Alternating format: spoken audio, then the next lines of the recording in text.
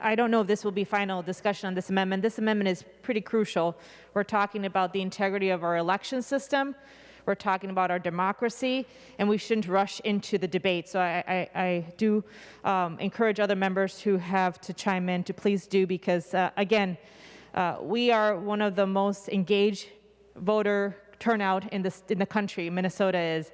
I grew up in Puerto Rico, and literally it is just as much engagement as it is here, because people care. People care about their leaders. People care about how important government is and how important government involvement is and engagement. So when we are sitting here or standing here in the Minnesota Senate and talking about illegality, distrust, fear, improper, illegal, that doesn't make me feel comfortable about anything we do, because we're coming from a premise of, again, negativity, that our election system fundamentally is rigged or illegal, or that we've stolen election. And members, we've heard this too much this last election cycle, and we have to turn it around, because if any of us is standing here as an elected official, we all have to be really, really careful to shine any doubt that we are here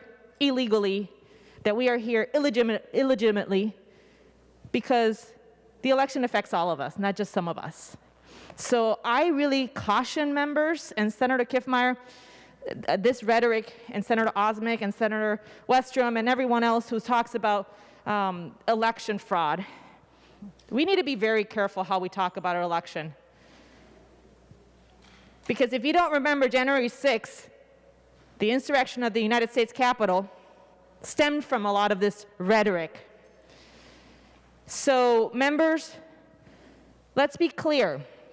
Here in the state of Minnesota, our state law says that if you are not eligible to vote and you cast your ballot, you will be guilty of a felony. So, members, I doubt that our Minnesotans are there running to the ballot box to commit a felony,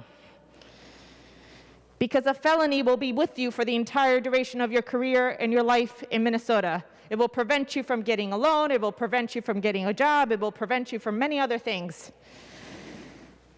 And I actually tend to think people are good. You have my trust until you lose it. And our institutions need that trust. And everyone standing here, I would assume, believes that their outcome of their election was legitimate. So if we're going to start casting doubt on those votes, then you're casting doubt on your legitimacy too. So, members, again, our statute is really quite simple. To vote in Minnesota, you have to be 18 years of age or older, be a citizen of the United States. That's usually something pretty simple to figure out by 18. Maintain residence in Minnesota for 20 days, immediately preceding the election. And you're not eligible if you've been convicted of treason or any felony whose civil rights have not been restored, or you're under a guardianship in which the court order revokes the ward's right to vote, or you're found by a court of law to be legally incompetent. And finally, the penalty: any individual who votes who knowingly is not eligible to vote is guilty of a felony. Members, again, if we're here as public servants, as elected officials, and now we're casting vote on our own elections and election system, you're casting vote on the legitimacy of you being an elected official today. And I really highly doubt that Minnesotans are rushing to commit felonies in our election system.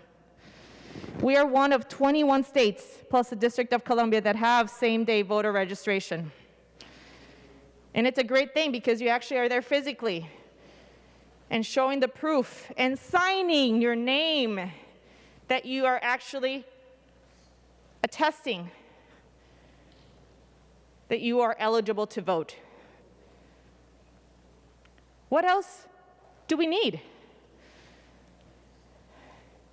In other countries, they expect more. In the United States, we trust you. And if there's doubt and it's a close election that has been discussed, there's recount ability, there's legal recourse, there's runoffs in certain cases in a country.